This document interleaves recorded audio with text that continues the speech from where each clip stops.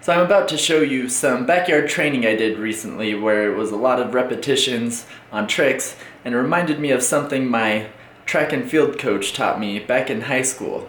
It was that practice doesn't make perfect, perfect practice makes perfect. And what that means is that it's not just the act of practicing and practicing that's necessarily going to make your technique and skill perfect.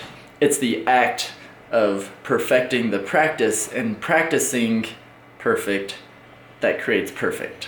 So a way to look at that is like when you're learning a new trick, obviously you can't do a trick perfect the first time you go to do it, but there's ways to break that trick apart and practice the different motions for it in a perfect fashion. So in a lot of my tutorials, I'll break down the trick into different segments so that you can practice those segments learning the technique, and that you're practicing proper technique so that as you learn the actual trick, you're going to have proper form, proper technique to actually be able to do it. Same thing if it's a trick you already know.